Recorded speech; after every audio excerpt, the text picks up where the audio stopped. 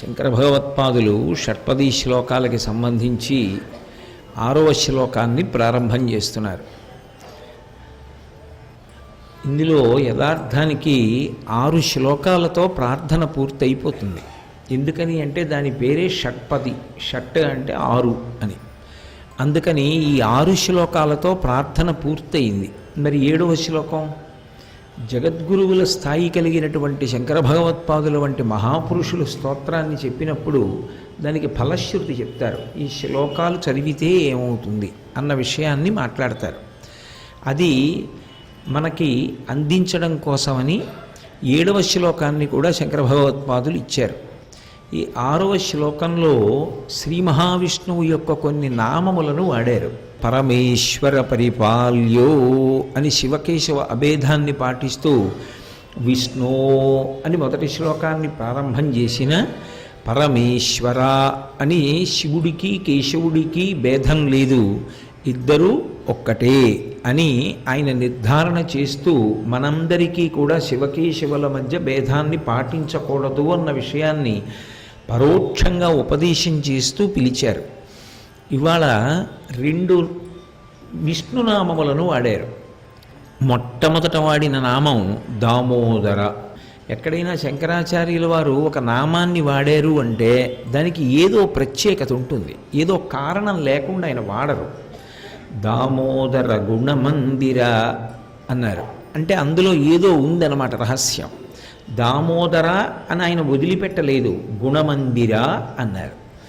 గోవింద అని పిలిచి వదిలిపెట్టలేదు, ఆయన సుందరవదనారవింద గోవింద అన్నారు.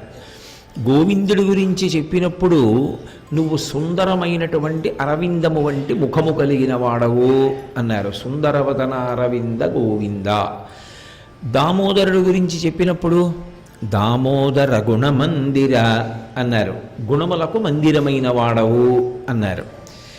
ఏదో ఉంటుంది, ఏదీ లేకుండా ఈ 2 మాటలు ఆయన ప్రయోగం చేయరు. ఇన్ని నామాలు ఉండగా ఆయన ప్రత్యేకంగా ఈ 2 నామాలే ఎంచుకోవడానికి ఏదో కారణం ఉండాలి. బహుశः ఒకటవ కారణం ఏమై ఉండి ఉండవచ్చు అంటే శంకర భగవత్పాదులు సహజంగా కృష్ణ భక్తులు, వారి ఇలవేల్పు కూడా శ్రీకృష్ణ భగవానుడు. ఆ కారణం చేత ఆయనకి శ్రీకృష్ణుడంటే చాలా విశేషమైనటువంటి భక్తి. అందుకని కృష్ణ సంబంధమైనటువంటి లీలలతో కూడుకున్న నామములైనటువంటి దామోదర గోవింద ఈ 2 తీసుకున్నారు.